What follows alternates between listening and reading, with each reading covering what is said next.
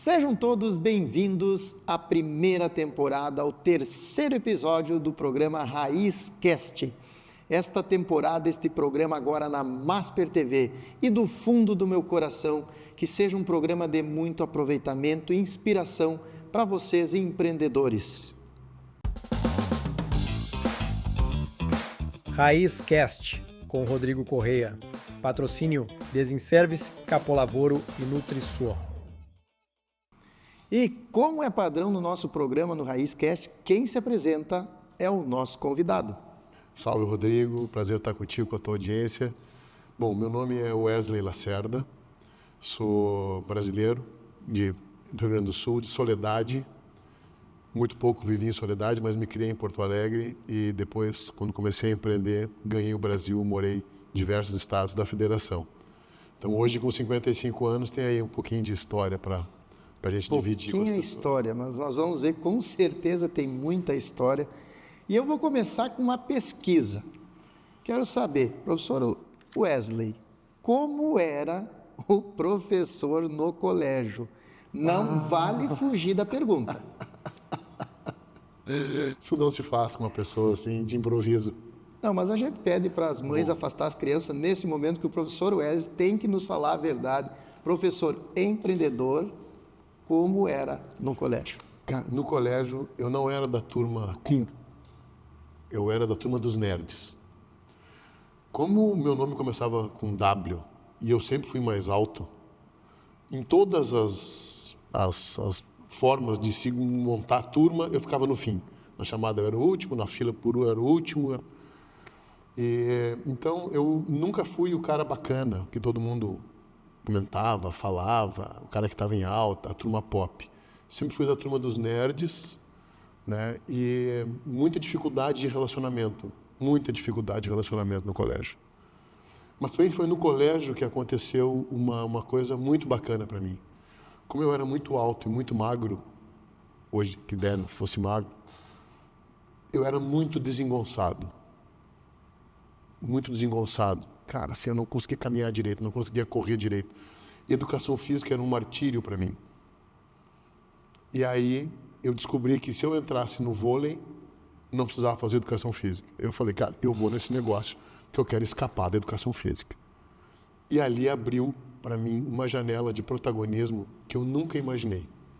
Como eu era muito alto, eu comecei a aprender a movimentar, aprender a fazer, e aí eu virei um cara bacana, que eu era do time do colégio, porque a nossa turma ganhava quando a gente jogava. E aí todo mundo queria ser meu amigo. Então, eu que era um patinho feio quando aluno, depois por causa do esporte, ganhei um protagonismo. E aí isso para mim foi uma coisa maravilhosa. Então, foi muito difícil o tempo de colégio, eu era muito desajeitado, desengonçado, muito alto, muito magro. Mas eu era sempre um cara muito dedicado, sempre fui um cara muito dedicado. Essa transformação, o senhor vê, isso é legal de ver, porque a gente sempre fala, até hoje, no empreendedorismo, na vida, a gente só faz uma ação por causa de uma dor, a gente sente uma dor e precisa reagir. E isso é um primeiro momento de vida, eu acho que é só a primeira reação, né? Nessa dor, algo o senhor tinha que fazer, porque continuar daquela maneira não ia dar. O senhor sentiu alguma diferença no seu perfil quando aconteceu isso? Senti. Como aluno, como... Senti. Qual é o grande problema, né? E que também acompanha depois o empresário, o empreendedor. Ele não sabe qual é o seu valor. Num determinado momento, parece que ele não tem nenhum valor. E a sociedade, ela não é que tem uma capacidade de puxar para cima. O que vence é a crítica. Quem é bacana é quem critica, é quem faz zoeira, é quem faz gozação. Né? Então, o jovem, a criança, hoje esse negócio chama bullying, né? Na minha época não era esse o nome. Não existia. Né? Era te vira. Vai te virar. Te vira. Então, o aluno, no colégio, né, tem que aprender a se virar sozinho, que é um momento social extremamente importante. Hoje, olhando daqui para lá, eu vejo que foi fundamental para mim, porque eu aprendi a me defender. Então, essa mudança de posicionamento, para mim, foi aprendida lá na infância, onde tu deixa de ser ingênuo, ou reduz a ser ingênuo, e passa a te defender. Mas essas coisas vão tomando corpo, sabe, Rodrigo? Quando a pessoa começa a entender que tem valor. Foi a primeira passagem que a gente conversou. Eu ia bem no colégio, mas não achava que isso era um valor. Eu tinha ótimas notas, mas não achava que isso era um valor. Eu era cara quieto na minha e não achava que isso era um valor. Aí eu fui para o esporte, ali eu passei a ser achado, eu passei a me entender como uma pessoa de valor, porque eu fazia uma coisa que outros não faziam. Aí tu começa a moldar um caráter de jovem, né? Quando eu faço uma coisa que ninguém faz, eu cresço como valor. Vamos gerar uma polêmica. Dados o que o senhor está me falando, isso há 30 anos atrás, 40 anos atrás, o senhor falou que essa pressão que o senhor tinha no colégio, todo mundo, o famoso bullying que antigamente a gente tinha que aprender a se virar. O senhor acha que, o que nós comparamos com a geração de hoje, que é uma geração que as empresas não estão mais contratando, que segundo uma pesquisa, é uma geração que não está ficando 3 meses trabalhando e as empresas estão mandando embora, quase que 80% da geração Z. A geração Z não está ficando e não estão as empresas pegando trabalho. O senhor acha que é porque se transformou nessa que eles não podem mais sofrer, não podem, essa coisa que tinha no colégio, porque eu vejo hoje no colégio dos meus filhos, a atividade física quase não se faz, quando tem um jogo de intersérie, coisa que me assusta, não pode ninguém gritar de um lado, qual a graça de nós ir num jogo e não poder tirar essa cota do outro time e dos colegas? Isso o colégio não permite mais. O senhor acha que isso não está fragilizando e dando problema na sociedade nessa geração? Olha, Rodrigo, eu acho que teu comentário, cara, é muito, muito pertinente. Porque o que a gente está vendo é uma geração, não é só, na minha visão, nós estamos na segunda geração já, talvez até a terceira, né, de jovens que não sabem lidar com a frustração. Eles não sabem lidar com a necessidade de se superar, de ser criticado e se superar. Não sabem lidar. Passaram uma vida inteira protegidos, com amor pelos pais, com amor pelos avós, pela família. Só que não geraram a casca grossa de se defender. A vida não é fácil, mas ninguém conta isso para a criança. A criança mal caminha, minha princesa, meu príncipe encantado, meu rei. No mérito nenhum. A criança hoje é habituada a ter reconhecimento sem mérito. Vamos lá, eu vim de uma família onde nunca faltou comida, mas a educação era extremamente severa. Extremamente severa. Eu apanhei quando era criança. E não me fez um cara mais frágil, um cara complexado, um cara com problema. Mas meus pais sempre me tiveram, tanto a mim quanto ao meu irmão, numa linha dura. Do tipo, era a gente que lavava a casa, limpava a casa. Então tu aprendia que não dava para fazer xixi fora do vaso. Porque se fizer xixi fora do vaso, era tu que ia ter que ir lá e limpar. Então a gente aprendeu a cozinhar, aprendeu a botar uma mesa, aprendeu a arrumar uma cama, aprendeu a lavar roupa, aprendeu a passar roupa, aprendeu a limpar uma casa. Quando criança. Isso era normal, era natural, era como fazer o tema do colégio. Hoje é uma tortura. Hoje, eu acabei, por circunstância da vida, fiquei sem filhos. Mas eu vejo na sociedade e inúmeros amigos que têm filhos, que os filhos hoje têm uma enorme dificuldade em achar que eles também têm responsabilidades. Eu vou lhe ajudar com a experiência de 4 filhos. Se alguém está nos assistindo dizendo, não tem experiência de filho, não fala. Falando dos filhos. Eu posso falar e vou complementar. Eu acho que os meus filhos são muito educados, que são filhos que até hoje nunca ninguém falou nada deles sobre educação. Pelo contrário, todo mundo só elogia. Mas dentro de casa, e mesmo eu vindo de uma hierarquia militar, eu não consegui ser, às vezes eu olho e digo assim, eu não consegui ser aquele pai que os filhos, porque muitas vezes você pede alguma coisa para fazer, nossa, é um grande problema, essa educação eu não consegui colocar nos meus filhos. E eu vejo que é o ambiente que eles vivem faz contra isso. Então, eu como pai, 4 filhos, muito bem educados, encaminhados, mas eu não consegui essa educação. Hoje parece que para pedir para fazerem alguma coisa, eles sempre estão na tangente. Sempre estão na tangente. E a gente tem que estar com a rédea curta, sempre puxando. A gente veio de uma educação, né, que o pai controlava a gente, a mãe controlava a gente com o olho. Isso aí. Minha mãe olhava, já congelava a coluna. Isso aí. Ixi, Maria, fiz bobagem. Mas a nossa primeira filha, talvez até a segunda, mas a primeira, a Jaque controla no contar, não é no olhar. É no 1, 2, e a gente brinca. Ela com 24 anos, agora chegando, às vezes alguma coisa que ela fala, a Jaque brinca. 1, e ela já entra dá na minha. conta. Exatamente. Então, mas vamos lá, cara. Assim, ó, a criança, o jovem, é uma fonte enorme de energia, de vontade. Tá? Então, eu fui educado, não no medo, mas no respeito. Cara, meus pais fazem de tudo. Lembra quando nós compramos a nossa primeira casa, primeiro apartamento?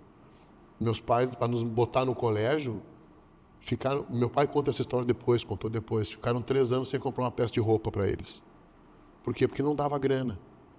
Mas a gente tinha tudo no colégio. Estava nos melhores colégios, porque eles diziam, educação é tudo. Então, primeiro a gente foi para o colégio, aí depois meu pai fez a faculdade, aí depois que meu pai terminou a faculdade, minha mãe fez a faculdade, a grana não dava para os dois. Né? E a gente sempre teve essa vida muito alegre, cara. Assim, ó, não era um martírio. Era o contrário. Cara, beleza, eu vou ajudar aqui, estou ajudando as minhas coisas, mas depois... Bom, e depois eu tenho um carinho dos meus pais, depois eu tenho as minhas coisas para fazer, depois eu vou fazer as minhas atividades. Você pode ter uma ideia assim, cara. Qualquer coisa que tu me lembrou. Quando a gente era pequeno, a mãe chegou assim, vocês vão ter que aprender 3 coisas. Uma língua estrangeira, tocar um instrumento e saber nadar. Então, os nossos dias eram repletos do fim da manhã à noite de atividade. E a gente vivia por tudo, fazendo. E hoje eu agradeço, porque hoje eu falo inglês fluentemente. Tenho uma facilidade para línguas absurda. Não tenho receio nenhum da água, do mar. Ao contrário, eu amo água, amo o mar. E a música é tudo para mim. São valores que eu aprendi obrigado. Na época foi na marra. Na marra. Quem é criança que gosta de paulinha de inglês? Eu fui na marra, obrigado. Mas hoje eu agradeço. Meu pai não é mais vivo, minha mãe é. Então, minha mãe hoje inverteu, ela virou minha filha, né? Ela tem 84. Né? E eu que cuido dela. Então, hoje eu digo para ela, hoje o adulto sou eu, tu fica fria. Agora tu faz o que eu estou te dizendo, é hora de caminhar. Sabe que vendo, o senhor falando nesse sentido, e voltando à minha infância, a nossa educação falavam estudar, mas não nos dava uma preparação, que o senhor falou uma coisa muito importante, a música. Para quem vem, e a maioria dos empreendedores que estão nas entrevistas aqui, todo mundo vem quase que, vamos dizer assim, da pobreza, e as histórias são quase todas parecidas. E eu fico pensando, quando eu vejo, e o seu perfil, que vai na segunda parte aqui, que eu vou puxar muito sobre isso, é um perfil do empreendedor, e aí o senhor já está me dizendo, na nossa pesquisa o senhor já saiu da média, porque 80% dos empreendedores era aquele cara que era muito conversalhão, era o cara que era líder, era o cara que... Mas hoje eu vejo como os empreendedores que, como eu, que fica um pouco perdido, que talvez a gente não consiga saber qual o real caminho, qual o nosso core business. E nós vamos conversar sobre isso, da Capo Lavoro, e a importância que tem, e hoje que eu enxergo. Porque eu tenho facilidade em criar projeto, eu tenho facilidade em ver negócio, eu tenho facilidade em fazer uma gestão, e fazer várias coisas, mas eu não faço perfeitamente uma e foco em alguma coisa. E eu vejo hoje no senhor aqui, que de todos os empreendedores que eu fiz, todos chegam ao sucesso, mas a pergunta que o senhor me fez no início bate com o que nós vamos falar aqui. Ele me perguntou bem assim, eu disse para ele, descobri meu core business, dividi com Dona Jaque as empresas e descobri o que realmente eu quero fazer. E eu estou há 2 dias, final de semana, e agora mais 2 dias, das 8 da manhã às 8 da noite, fazendo curso e treinando. Ele me perguntou assim, tu está cansado? Eu respondi que não. E ele me disse assim, sabe por que tu não está cansado? Porque tu está fazendo uma coisa que tu gosta, que é o teu foco realmente, que tu está te descobrindo. E aí, professor, eu desenho o perfil dos empresários hoje. Aqueles empresários como o senhor, como o Celso Paulino Rigo, aprendi muito com ele os anos que eu tive lá, que são empresários de uma hora que tu olha assim, da maturidade, da tranquilidade, e aí vem do seu perfil lá. Que a pessoa que hoje está nos olhando, que o cara que é mais estudioso, que não vai ser um empreendedor, porque o perfil do empreendedor é maluco, é o louco, que nem eu, que nem o Jefferson, que teve aqui na outra entrevista, mas a gente não se descobre o ponto. E por isso que hoje eu olho grandes empresários com aquela calma, com aquela transparência e trazendo essa diferença. Eu acho que está aí uma coisa que eu descobri na minha pesquisa. Me agrada muito o modo que tu coloca, Rodrigo, pelo seguinte, né? A gente não é habituado a prestar atenção no próprio organismo, no próprio corpo. Então, o próprio corpo, cara, ele é um radar de tudo que acontece com a gente. Então, se tu aprende a entender, a ler a variação do teu corpo à medida que as coisas do dia a dia acontecem, tu tens uma informação extremamente importante, ligada ao que realmente está acontecendo e quanto isso serve ou não serve para ti. Então, quando eu te fiz a pergunta, né, de brincadeira, ao acaso aqui saiu, né, tá cansado? Porque uma rotina de 8 a 8 todos os dias, ela é estafante, a gente não é mais menino. Tá? Só que é o seguinte, cara, a gente, quando está fazendo aquilo que é nosso, é como se a gente estivesse trabalhando a própria vida, plantando, alimentando a própria vida. Então, tu não está gastando, tu está ganhando. Quando tu trabalha para a produção da versão mais eficiente do Rodrigo, tu está ganhando. Eu vou... Natural da onde? Eu queria que o senhor me dissesse natural da onde, porque o senhor falou tão rápido no começo que eu nem gravei e eu acho que as pessoas também não... Tá bem. Não, eu sou natural de Soledade. Soledade. Porque meu pai era gestor de uma construtora e essa construtora tinha obras em todo o estado. Então ele e a minha mãe iam para a cidade onde estava a obra. E quando eu nasci, a obra era em Soledade. Então eu nasci em Soledade, eu e meu irmão. Só que terminada a obra em Soledade, meus pais voltaram para Porto Alegre. E aí eu tive toda a minha educação feita em Porto Alegre, toda a minha formação feita em Porto Alegre. O senhor vê uma vantagem, quem é do interior, para a vantagem de quem vive, nasce, se cria em Porto Alegre, para quem é do interior, o senhor vê alguma vantagem? Eu colocaria diferente, cara. Acho que a vantagem é tu ter a multi-experiência. Porque eu vivi em várias cidades no Brasil. Vivi em Porto Alegre, vivi em Curitiba, vivi em Brasília, vivi em São Paulo. E hoje divido a minha rotina entre Porto Alegre, o Recanto Maestro e Santa Catarina. Então eu vivo nessas 3 localidades a minha semana. Na maioria das semanas eu passo pelo menos 2 dias em cada uma delas. Mas o que eu entendo que é uma vantagem é a gente ter as experiências de tudo. Eu não consigo ficar. Quando deu as enchentes no Rio Grande do Sul, eu fiquei preso em Porto Alegre. 12 dias preso em Porto Alegre foi para mim um martírio. Aí eu enlouqueci, eu saí para Santa Catarina. Aí cheguei em Santa Catarina, novidade, felicidade, não tinha aquela informação da desgraça. Deu 10, 12 dias em Santa Catarina, não aguentei mais. Saí, fui lá para o Recanto Maestro, onde é a minha residência, onde é a sede financeira das minhas empresas. Aí fiquei no Recanto Maestro. 10 dias no Recanto Maestro, eu não aguentava mais. Voltei para Porto Alegre. Então, o que para mim hoje é importante, né? Tu ter a múltipla experiência e tu constantemente avaliar. É bom para mim? Não é bom para mim? Eu adoro a vida no interior. Lá onde eu tenho a minha horta, onde eu tenho a minha água. Água para mim é tudo. Onde eu tenho a minha pequena plantação. Eu planto milho, feijão, lentilha, cebola, tomate, aipim, e eu planto a minha comida. Eu divido um monte com os bichos que eles comem tudo, né? Mas eu não uso nada de agrotóxico. Então, eu não posso ficar sem essas coisas. Agora, me deixa 20 dias lá, eu surto. Agora o senhor falou uma coisa que experimentar, ver, e o mundo virtual, que é onde eu estou focando muito hoje, é isso aí. Tem que lançar um produto, tem que experimentar para ver se vai dar certo ou não vai. É como na vida. Então, a gente tem que aprender que a vida, ela vai para os negócios. E isso é tão importante.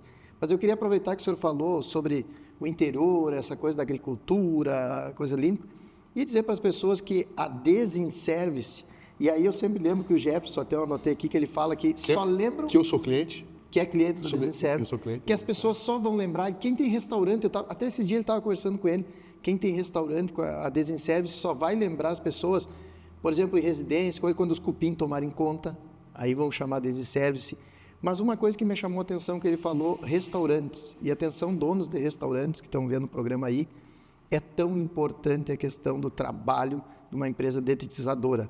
Porque imaginem uma fiscalização, imagine um cliente ver uma barata, algum inseto na comida ou no restaurante mesmo. O quanto é prejudicial para a empresa. Quanto é prejudicial para a empresa chegar a uma fiscalização e fechar uma empresa por alguns dias até tu dar uma solução de novo. Então, para isso não acontecer, eu indico para vocês a Desinservice. Posso dar um testemunho por do favor. Jefferson? Então, um dos meus negócios hoje é uma vinícola, que é um negócio mais destoado assim no meu foco de trabalho. Mas a vinícola, ela tem um garden, e o garden tem um bar. Então, eu atendo o público, primeira vez na vida que eu atendo um público. Eu também tenho a cantina. A cantina é um ambiente extremamente rígido de controle sanitário.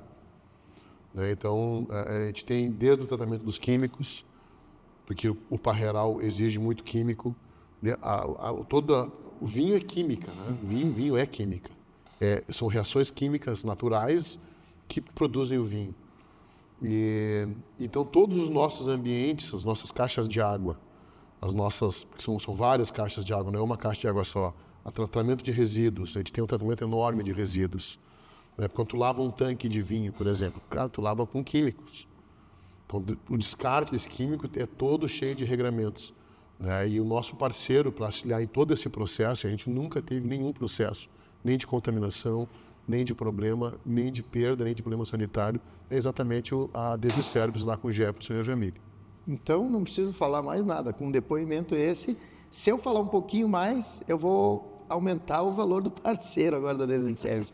Mas, professor, eu quero entrar agora, a gente já entendeu a infância, a gente já entendeu como foi a sua transformação, como era o aluno mais quieto, mais CDF. Como foi o primeiro passo no empreendedorismo? Que bacana. Nasceu de uma enorme crise. Dor, mais uma vez, dor. Mais uma dor. Vamos lá, né, cara? Eu não comecei empreendendo. Eu tenho vários amigos que nunca tiveram carteira de trabalho, por exemplo, e começaram empreendendo. Mas eu não. Eu comecei funcionário do Grupo Gerdau. Meu primeiro emprego foi como atleta de vôlei. Eu fui atleta profissional, ganhei a minha primeira grana, né? Então ali foi que eu cheguei pro meu pai, bati no ombro dele e falei, pai, não preciso mais de mesada. Meu pai me olhou com os olhos desse tamanho e falei, agora eu estou ganhando para jogar bola. Mas meu primeiro emprego, carteira assinada, eu tive que fazer carteira, foi no Grupo Gerdau como programador. E aí eu tive uma crise enorme no Grupo Gerdau, depois de um ano e pouco, que eu fiz a seguinte conta. Quanto tempo eu vou demorar para ser meu chefe? 5 anos. Mas não me serve ser meu chefe. O que tem depois do meu chefe? Ser o gerente da programação. Vai demorar uns 10 anos. Também não me serve ser gerente da programação. O que tem depois disso? Tem o gestor da análise. Mas também não me serve ser o gestor da análise. Vai demorar uns 20 anos. E depois disso, o que tem? Tem o diretor de tecnologia. Vai demorar uns 30 anos para eu chegar lá. Mas também não me serve ser o diretor de tecnologia. Então eu tenho que ir embora hoje. Porque onde eu estou, por mais que eu fique aqui e seja muito bom, eu nunca vou chegar num lugar que me interessa. E aí comecei a enlouquecer.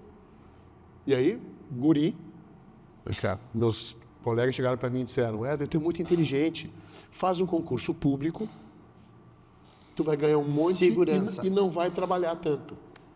Uma ideia até interessante para um jovenzinho. Aí fiz concurso público, passei e virei programador da Procerdes. E aí, a crise que eu tive no Gerdau em 1 ano e meio, na Procerdes tive em 6 meses. E cheguei para o meu gerente e falei, olha, eu não estou feliz, queria te dizer, cara, que eu estou querendo uma nova posição. Pensei nessa posição aqui, de líder, de técnico da divisão. Ele me olhou com um sorriso e falou assim, Wesley, tu tem 6 meses de casa, tu não conhece quase nada, não tenho como te botar como líder técnico. Eu falei, cara, entendo, só fica claro para ti que eu não estou feliz e que eu estou procurando alguma outra coisa para mim. Deu 2 dias, ele me ligou, olha, o França o gestor da divisão de saúde da Procegs. Amigo meu até hoje, grande amigo. E o Francis chegou, cara, eu vou te botar no grupo de reengenharia. E tu representa a nossa divisão na reengenharia da empresa inteira. Falei, bah, gostei. E aí entrei no grupo da reengenharia, em 2 ou 3 reuniões, já virei o coordenador do grupo, e tinha uma pessoa lá que chegou para mim e falou, durante as atividades, o que tu está fazendo aqui? Tu é louco que nem o meu irmão. Vai trabalhar com ele. Eu falei, cara, me dá o telefone do teu irmão. Aí eu liguei pro irmão dela, é o Telmo Costa Júnior, presidente da Meta Serviços de Informática. E eu liguei pro Telmo, falei, Telmo, eu trabalho aqui, sou colega da tua irmã. Ela disse que eu sou louco nem tu, que tinha que trabalhar contigo, eu tô te ligando para nós tomar um café. E ele falou, cara, que legal, vamos tomar um café. Aí ele não conseguiu me entrevistar, me passou pro sócio dele, o Cláudio Carrara.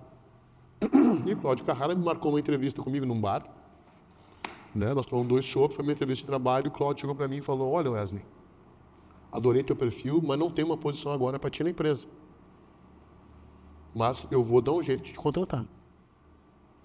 E aí, aí eu já em crise na Procerg, saí, fui para uma outra empresa privada, para a Dana Albarns, como programador de novo. Aí fui como analista, desculpa.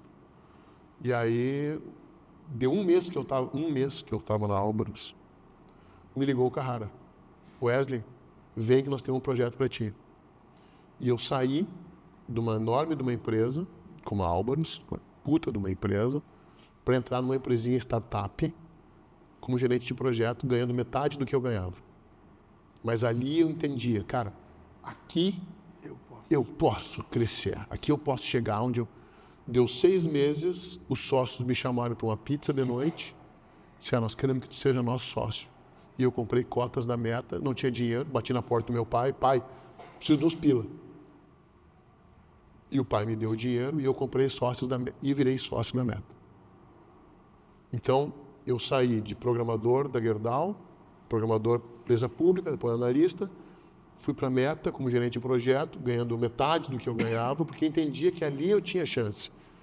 Então, para mim sempre foi muito claro isso, eu nunca tive atrás do dinheiro, mas eu nunca abri mão de ser feliz onde eu estava. E quando eu não estava feliz, eu não posso ficar, eu tenho que mexer e mudar. E ali comecei a empreender como sócio da Meta, que na época tinha 23 pessoas. Sabe que, com o que o senhor falou, eu fico revendo de novo e analisando, e aí vem para a vida da gente. E espero que quem está nos assistindo ou ouvindo comece a refletir também. E a minha reflexão nesse momento é a seguinte: nós que somos empreendedores, que estamos a milhão, para mim agora, eu criei 2 modelos de empreendedor. 80% que é o a milhão e 20% que é o estudioso. Eu estou começando a fazer uma leitura assim. E eu vejo que o estudioso é isso aí.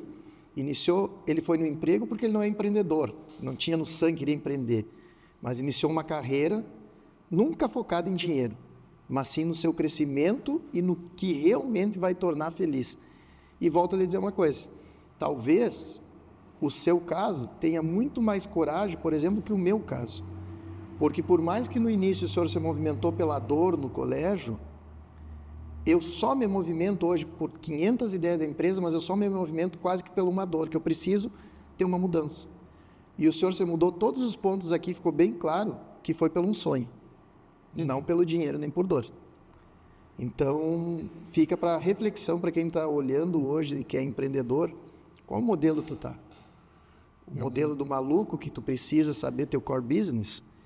E falando isso em core business, antes de nós entrar, que eu quero entrar muito na Capo Lavoura e algumas perguntas, quais são as suas outras empresas? Bom, hoje a gente tem um grupo, são 4 grandes braços, né? Antes só eu queria fazer uma passagem, né? Que no final a gente acaba descobrindo o próprio valor com o tempo. Né? O jovem nunca sabe o que vai ser quando crescer, porque ele não sabe quem ele é agora. Mas isso também acontece com o adulto, também acontece com o adulto maduro. A minha visão sobre mim mudou muito durante o tempo.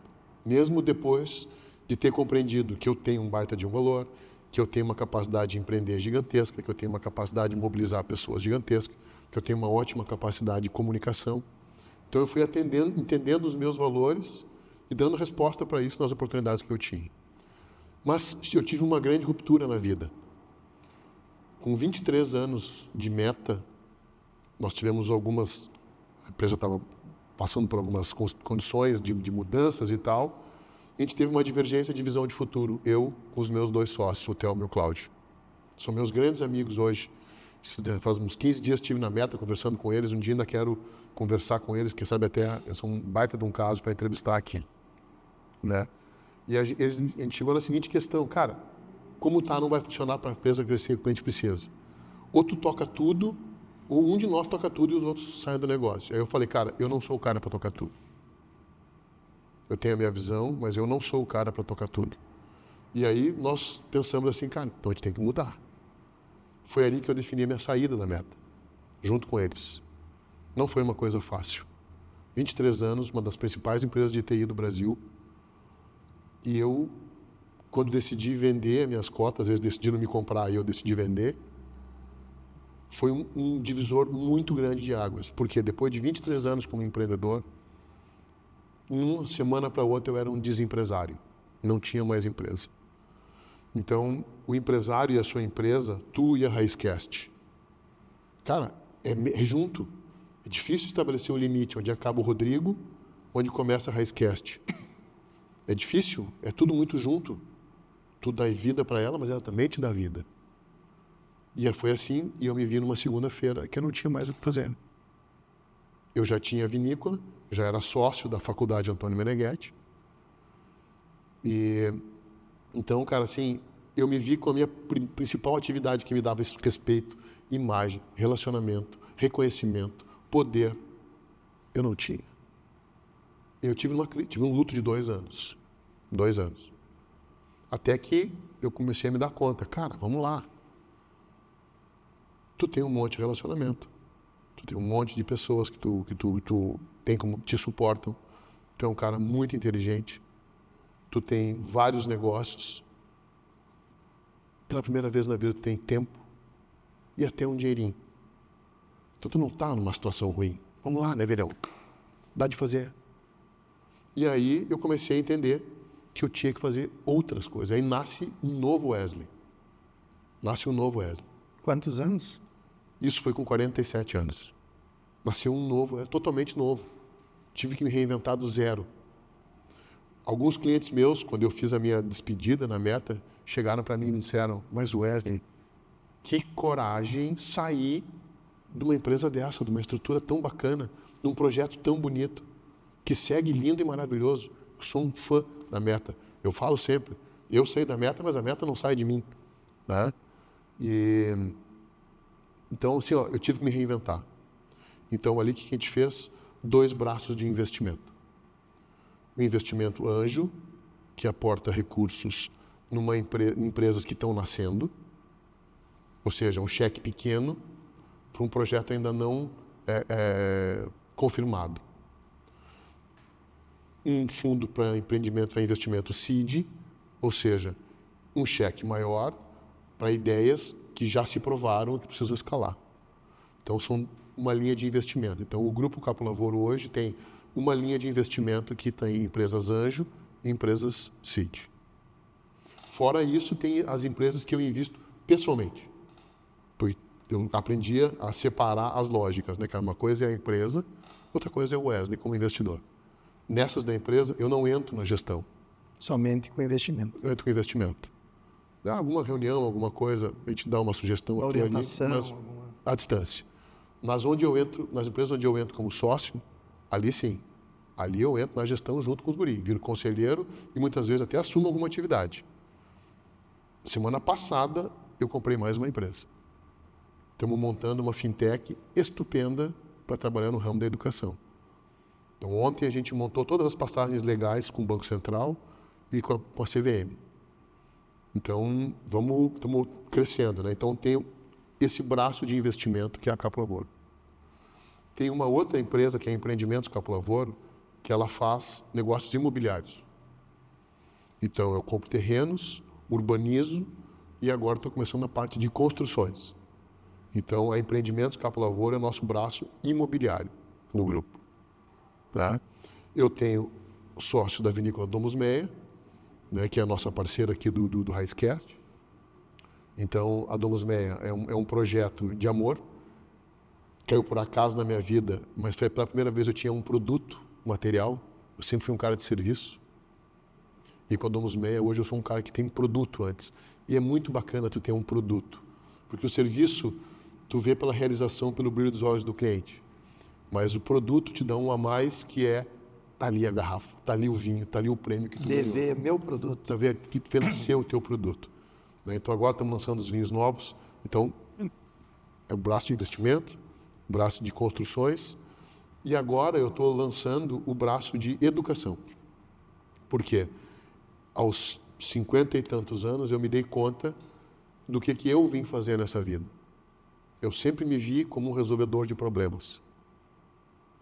Com o tempo, eu me dei conta que eu nunca resolvi problema nenhum.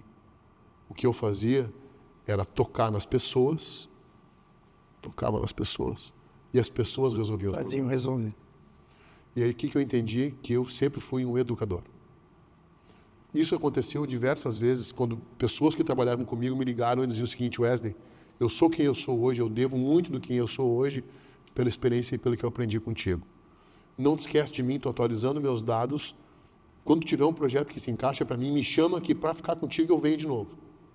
Quando eu comecei a ganhar 1, 2, 10, 20, 30 relações dessas, eu comecei a entender, cara, eu sou uma pessoa que tenha naturalmente a habilidade de tocar nos outros para que eles desenvolvam a versão melhor deles. E aí nasce a Capo Escola de Gestão. Agora que eu queria entrar. Primeiro, só para quem está ali, eu já fiquei confuso também, né? Eu imagino quem está ouvindo e quem está assistindo. Em resumo, hoje são 3 braços e sendo o 4º braço criado. Então, para as pessoas entenderem, quando a gente faz braços, é diferenciar. É o primeiro braço sobre investimentos, o segundo como participação de sócio, o terceiro sobre construções e o quarto a vinícola agora, e agora a escola. A escola. Vamos falar da escola, então. Quero entrar e começar a falar sobre a escola. Capo Lavoro. Vamos iniciar pelo nome, porque, né? Capo Lavoro. O que significa? É um nome difícil, né? Quando eu tenho que dar o e-mail Wesley, eu misturo muito por Capo Lavoro. Mas, bota lavoura, aos pouquinhos, mas aos pouquinhos. Mas Capo Lavoro, então, né? O que quer dizer? Capo Lavoro é, em italiano, obra-prima. Lavoro, trabalho, capo, principal, chefe. Então, o trabalho-chefe, o trabalho principal, a obra-prima. Né? Então, eu abri a Capo Lavoro em 2005, com o objetivo de ter gestão patrimonial. Né? Só que depois, quando eu saí da Meta, essa empresa ela passou da guarida aos meus projetos. Então, ali eu comecei a fazer projetos de consultoria, onde eu usava toda a minha experiência para ajudar os empreendedores a evoluírem os seus negócios. E eu fiz 7 anos de consultoria, ainda faço hoje, muita consultoria, pessoalmente. Né? Tenho alguns parceiros especialistas, parceiros jurídicos, parceiros contábeis, parceiros montopsicólogos. Tenho vários parceiros específicos para cada negócio, eu monto o time para o negócio. Então, nesses 7 anos, eu entendi muitos problemas empresariais de muitos segmentos.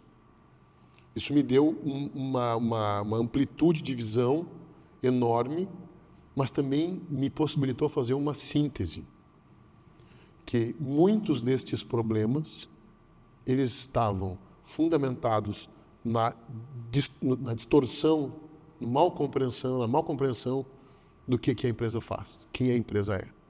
E essa mal compreensão nasce em quem o líder é. Então, eu tenho muitos negócios. As startups são um pepino, porque elas começam com uma ideia, mas elas têm que pagar as contas.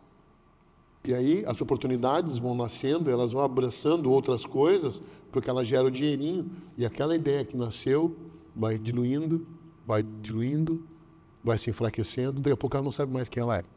Porque o dinheiro vem de um lugar e o amor está em outro lugar. Então, o que eu entendi? Cara, discutir sobre o core business, discutir sobre o foco do negócio, manter o ponto do negócio, é fundamental para as empresas. Professor, muito importante. Eu vou, até por causa do tempo do programa, eu tenho disparar algumas perguntas para aproveitar muito tecnicamente o que o senhor vai nos falar. Vamos à primeira. Core business. No método raiz, para as pessoas que não entendem, 80% de empreendedores hoje que são pequenos e médios, a maioria não entende os termos em inglês. O que é o core business? Core business, cara, é o coração do negócio, é o ponto principal do negócio. É o ponto que faz a relação entre o que a empresa gosta e ama e o cliente compra e quer. Então, o core business é aquilo que a empresa tem, que ela oferece, aonde ela é diferente de tudo, aonde ela é única, aonde ela pode trazer uma vantagem para o cliente que outros não podem. O core business é aquele ponto interno da empresa que motiva, que faz grana, que faz ambição. Então, não é tudo na empresa que tem isso, essa capacidade de movimento, de definição da ambição do empresário. Toda empresa tem um ponto que faz a ambição do empresário, que formaliza a ambição do empresário. A outra pergunta que eu ia entrar, que estava aqui, inclusive, era sobre a experiência na economia, administração e a influência na abordagem no mundo do empreendedorismo. Mas isso o senhor já deixou muito claro que essa experiência em vários campos, em vários mercados, lhe trouxe a questão hoje do Capo Lavoro e trazer essa sabedoria para ajudar os empreendedores. Então, eu vou para a segunda aqui. Como sócio fundador da Capo Lavoro, que tipo de inovação o senhor acredita ser crucial num sucesso atual para uma empresa? Cara, vamos lá, né? As empresas hoje, elas correm para resolver o dia a dia. E o empresário, como é que ele vê isso? Ele vê no próprio corpo, porque ele é sobrecarregado. Ele é atolado de coisas para fazer. Ele não tem tempo para nada. Ele se sente abduzido pela empresa. Ou seja, passa o dia, ele sabe que trabalhou horrores, mas ele nem se lembra de o que ele fez. Então, esse é um sintoma de que a companhia precisa investir para evoluir o seu core business, para evoluir o seu ponto principal. Porque quem tinha que estar evoluindo o ponto principal da empresa está lá resolvendo todos os pepinos. Está lá correndo todo dia para cima e para baixo. Não está fazendo a diferença na empresa. Então, quem está falhando com a empresa é o empreendedor. Então, o ponto de inovação da empresa é como eu vou ser mais eficiente no meu core business. Como eu vou ser mais econômico no meu core business. Como eu vou comunicar melhor o meu core business. Como eu vou formar pessoas especialistas para resolver os pontos do meu core business. Essas são as tarefas do líder. Ao longo dos seus 25 anos de tecnologia, o que o senhor observou na mudança, o que impactou e como as empresas podem se adaptar hoje? Vamos lá, nós estamos hoje no mundo da inteligência artificial. Tá? Quando eu fui programador, cara, eu trabalhava em mainframe IBM. Tá? Linguagem COBOL. Então o mundo mudou muito, o acesso à informação mudou muito. Mas, levando pelo lado das empresas hoje, é fundamental a utilização das ferramentas para ser mais econômicas. IA é uma ferramenta, não vai resolver nada. A IA sozinha não vai resolver nada. Ela não propõe nada. Ela podemos imaginar que é um grande banco de dados que recombina as coisas que a gente já sabe. Ela recombina uma imagem, ela recombina uma ideia, ela recombina um texto, mas ela não cria, não produz nada. Mas essa capacidade dela recombinar, ela é uma vantagem para as companhias. Então, a companhia hoje que não tem, em algum momento do seu processo, uma redução do tempo de trabalho por IA, ela pode estar perdendo um grande espaço de mercado. Eu vou dar um exemplo bem simplesinho. A gente tem um parceiro que produz projetos estéticos. Mas eles têm um estilo, uma linha. Então, a gente está hoje entendendo como programar uma IA para fazer sugestões em cima daquela linha, para então o artista pegar aquilo e dar o seu toque em cima. Mas com isso, tu economiza 2 meses de trabalho. É justamente ela. Não é que ele vai trabalhar a IA, pegar o que a IA fez e entregou, mas a IA vai tirar fora muitas coisas que não fariam função. Traz a responsabilidade para o indivíduo fazer a diferença. Né? Então, hoje a tecnologia, a IA, cara, ela veio para ficar. Ela não ajuda o ser humano a ser mais humano. Agora, é uma ferramenta poderosa. A gente tem que saber usar as ferramentas. É como um carro, como uma panela. Se tu não sabe usar, Não vai adiantar para não nada. funciona. Eu vou acelerar um pouquinho mais, Vamos porque lá. eu tinha muita coisa para todo, mas o tempo, o ponto aqui tá, a pressão está pegando. O senhor falou que atua de conselheiro, tá, nas empresas. Com a sua experiência, essa questão de conselheiro no empreendedorismo, quais são os maiores erros estratégicos cometidos pelos empreendedores? Primeiro grande problema. Subestima a importância das pessoas. O que é isso? Ele entende que pessoas são caro. Caro é ter uma pessoa ruim. Uma pessoa que não resolve.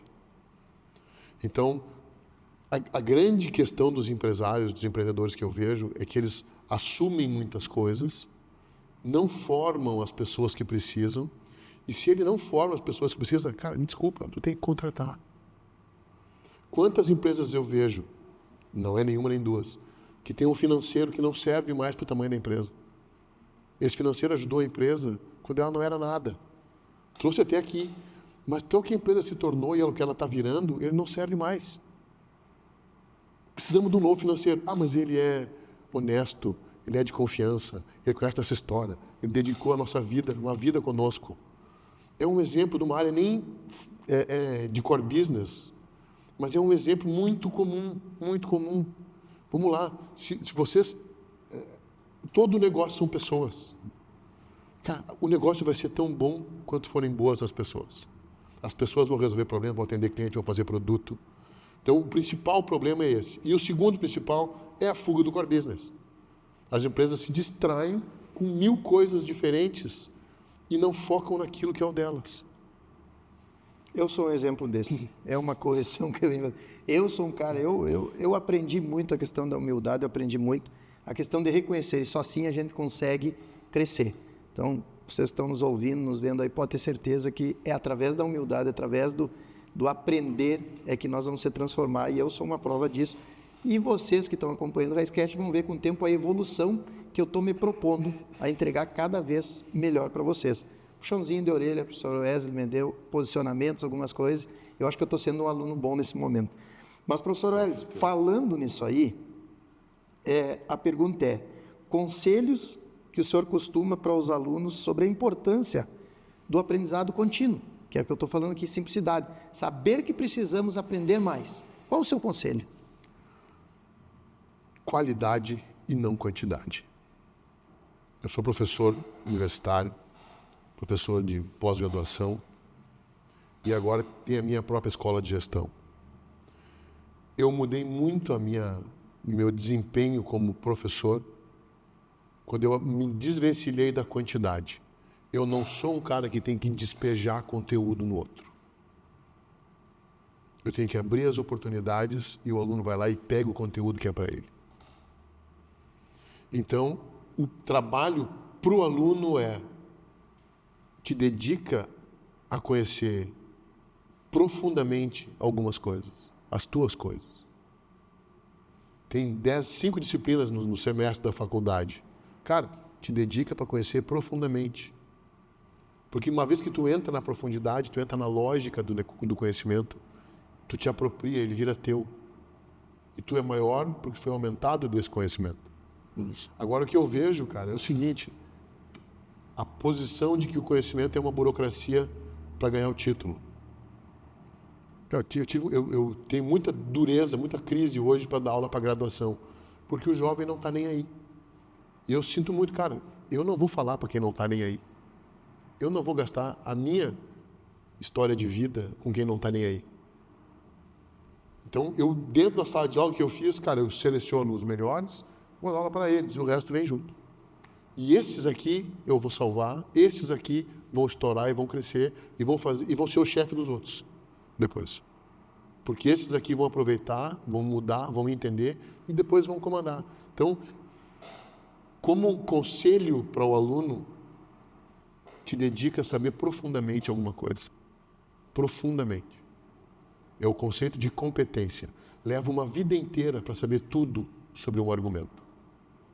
Essa é uma frase de Antônio Meneghetti. Ou seja, te dedica para saber profundamente alguma coisa. A tua coisa. Vai como aluno com essa visão que o mundo é teu. Não tem erro. Não tem como. Aí vamos lá, pensa assim, eu nasci para fazer uma coisa, me dedico profundamente, conheço tudo sobre isso, como é que vai dar errado? Não tem como. Não tem como. Agora, se eu não sei o que eu nasci para fazer, toco tudo superficialmente, não tem como dar certo. É o oposto. E com isso que o senhor fala, é a mesma coisa. Eu acabei de falar do programa, o Raizcast, como o senhor disse, esse link. E eu venho, uma das primeiras coisas que quando eu vim a Porto Alegre, está aqui na Masper TV, eu falei com uma agência, a agência é a W1, porque o Sérgio, ele tem, não sei quantos anos, ele veio da emissora de TV, através da Band, passou pela RBS, e eu falei para eles, a W1 vem junto comigo, que é uma agência com anos de experiência em TV, marketing, vocês vêm comigo, vocês me ensinam, vocês me orientam, e aí eles estão no desafio aí, provavelmente hoje eles devem estar assistindo o programa e dizer assim, como está o nosso aluno, como é que vai? E essa sabedoria, agradeço muito à agência W1.